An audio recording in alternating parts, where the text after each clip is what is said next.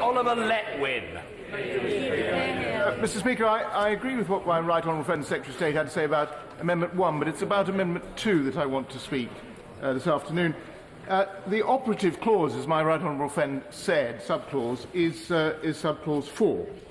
And that subclause, and I just want to remind the House of this because it's material to what I'm about to say, says, to be precise, the prior approval of Parliament shall be required in relation to any decision by the Prime Minister that the UK shall leave the European Union without an agreement.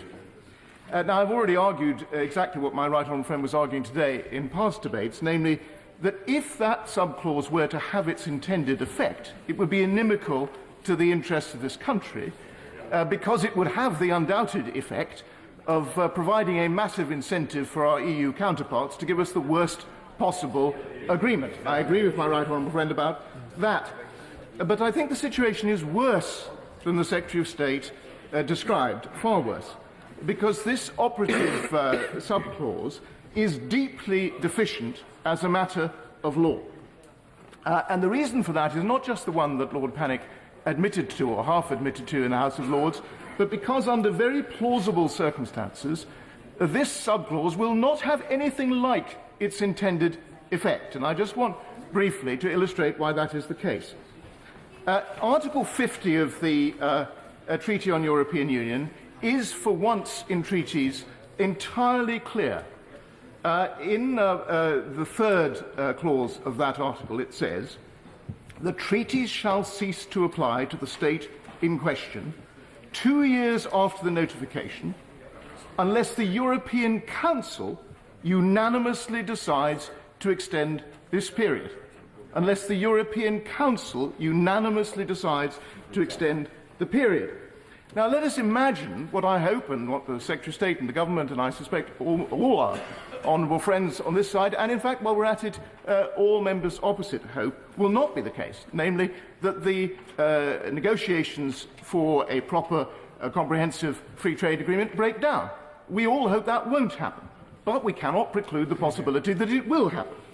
And if it does happen, I think members on all sides of the House must have the emotional intelligence to recognise that in all probability that would be under circumstances of some acrimony.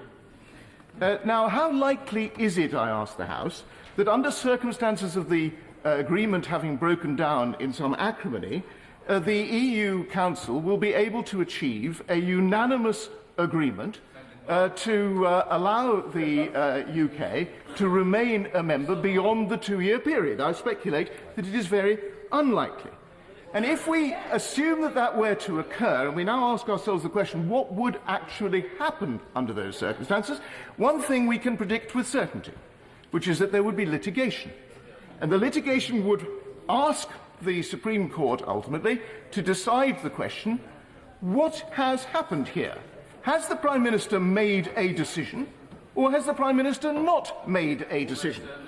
And the courts could decide that in one of two ways. Again, I rather think that members on all sides will agree with me that the court must either decide that the Prime Minister has made a decision, or that the Prime Minister has not made a decision.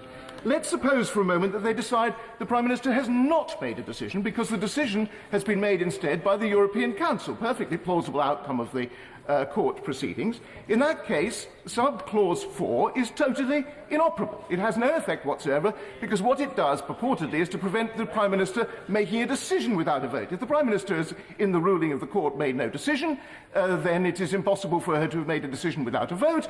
Therefore, the law has been conformed with, and therefore it does not give Parliament any ability to vote on the matter. Of course. I entirely agree with what my right honourable friend is saying. And there is a further point, which is in relation to the competing legislation at that point. It would be a question for the courts as to whether or not the provisions in the Lisbon Treaty, which deal with the question of Article 50, had somehow rather been qualified or amended or repealed by a subsequent enactment. I agree with my right honourable friend about that entirely. But it seems to me that for this purpose we don't even need to raise that question, because there's only one other possibility in this court action, and that is that the court decides that the Prime Minister has implicitly made a decision. I don't quite know how the court would get to that answer, but it might, for example, speculate that if the Prime Minister had acted differently in the course of the negotiations, the European Council would have acted differently, and therefore implicitly the Prime Minister has made a decision. Now, under those circumstances, sub-clause 4 would purportedly come into effect, and that is, I suppose, what its authors intended. However, if the European Council had not, by the 2-year period, made a unanimous decision, and if the courts decided that the Prime Minister had thereby implicitly decided, then the courts would be requiring Parliament to do something that it is impossible to do, namely to get the Prime Minister to reverse a decision which, as a matter of ordinary language, the Prime Minister would not have made, at a time when the Prime Minister couldn't undo a decision which, as a matter of ordinary language, the European Council had made. Now, I'm perfectly aware, Mr. Speaker, that it's of the greatest importance that members in this House should show due deference to the other place. And I also genuinely admire the skills of those who are the authors of this particular amendment. But I put it to them that even the House of Lords in all its majesty cannot compel the Prime Minister to do something that is impossible. That is beyond the scope of any human agency. Wait, my honourable friend. Mr. Speaker, isn't that evidenced by Lord Pannick himself arguing seriously in court that the letter is irreversible? Well, I agree with my right honourable friend, though the Supreme Court went to great pains not, of course, to refer that matter to the ECJ for very good reasons, and so we can leave even that argument aside. My point is very simple. To the House, which is this. This subclause, which is the important one we're debating today, either would have its intended effect or wouldn't. If it did, it would be inimical to the interests of this country because it would induce the worst possible agreement to be offered. As a matter of fact, it won't have that effect under plausible circumstances, and if it doesn't have that effect, it's bad law.